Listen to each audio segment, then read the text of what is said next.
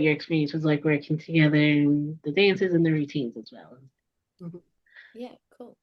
Um, shall I repeat what I said before? If you can, yeah, that would be great. Thank you. Okay, cool. Yeah, we got really lucky with the crew and artistic team that we had.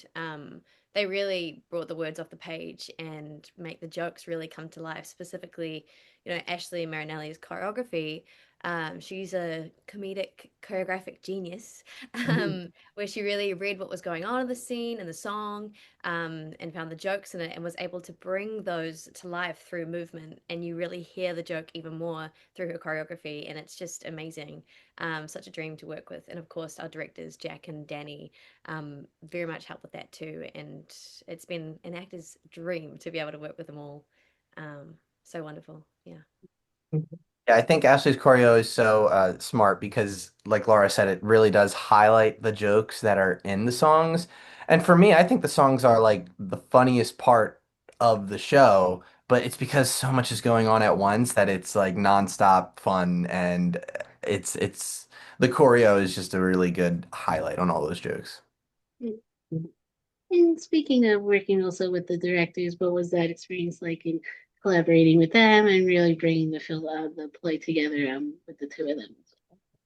Yeah, Jack and Danny have both been a part of this production for a lot longer than any of us, but Mhm. with that comes their like knowledge of all the jokes and everything that's going on. So Jack had a really good idea of the pacing of the show and exactly when things need to be said and how they need to be said to make sure that the audience understands what's going on. Because yes, we're doing the story of Grease, but there's so many jokes and so many callbacks and so many references that we really need to be mindful of when we're saying what.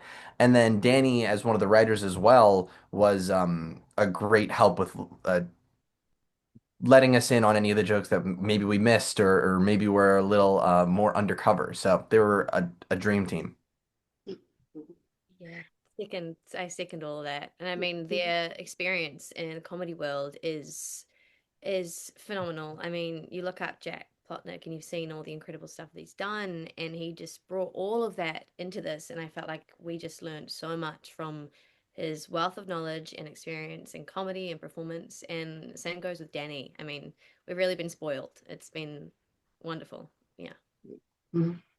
And with the lyrics and the play having been around for a few years, was there any maybe personal freedom you were both able to bring into your roles, or like creative things you added, or did you mainly stick to like the lyrics and everything that was already laid out? What was that experience like for maybe bringing the characters, like bringing your own spin on the character? Yeah. I mean, specifically Scott and I's characters, Sandy and Danny, are, um, impressions in a way of John Travolta and Olivia Newton-John. So at least I can speak from my experience. A lot of research went into watching videos of Olivia Newton-John and how she acted and stuff. But then also, I mean, I think in the casting room, the Jack and Danny talk often about seeing things in us that we could bring out into these characters. And I think, even though there's so much comedy and it's funny and lighthearted and stuff, there's got to be some level of humanity to them. Like even though they're all kind of insane in the show, um, bringing our own kind of humanity to it creates a really engaging performance. And I think it I was able to find like parts of myself in the character that I could bring out and would come out as very, truthful and high stakes to the character. Um, does it make sense? Like I feel like it was kind of like a mix of everything of myself and Living Newton John and caricatures in 1950s female characters, all coming into one thing. Yeah. Yeah, I think my favorite part of the process has been unpacking the John Travolta impression and just like his filmography as well. Like we have references from Saturday Night Fever, Pulp Fiction, Welcome Back, Kotter. Like there's like all of the John Travolta little, even his personal life. Like we touch on everything. So getting to start with like an impression of him and understanding, oh, this is what he does in his personal life, this is what he's done in his movies, and then we sprinkle them into the show with jokes. So that's been really interesting. And I mean, watching the movie Grease, he is such a star as Danny. So it's been easy to pick out what things he's doing because he is so extreme with all of his choices. So I'm like, oh yes, at this number, like he needs to do this because that's like what makes his part in Grease Lightning or in Sandy or in his laugh or anything. So uh, figuring out those John Travolta isms has been really fun. Yeah. Mhm. And what was it like also with the costumes and really creating the look with the costumes and the hair and makeup departments and really recapturing like John Travolta and Olivia Newton-John's look from the films, but also kind of creating like your own modern take on the looks for the characters as well. Yeah, I think my favorite part of wardrobe and anything with building the show on stage has just been the leather jacket, the all the greasers in their leather jackets is just so iconic. And fortunately, they're still in style. So it works with us taking this classic and putting it into present day, and we still get to have that iconic piece. So that's really fun. Yeah. We've had a wonderful creative team, like Matthew Solomon, and on costumes, and Brendan with props and stuff that have really made these characters come to life. And I get to be a blonde, which is really fun. So that has been really fun, to have really get in touch with the character, and there's so many jokes about her being blonde in the show, so that's been really cool. Um, but yeah, it's again, we've been very spoiled with the people that we've got to work with and have helped create this show and bring it to life. And what has it been like in really bringing like maybe contemporary humor jokes into the play while also paying tribute to the original play and films? What has that experience been like in really kind of balancing the two, like the contemporary with the classic live of the story as well?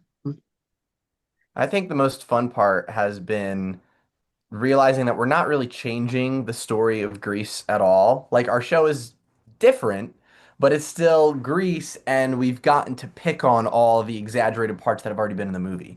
So when we present our modern take on it, it's still the same story, and that's pretty cool. Hmm.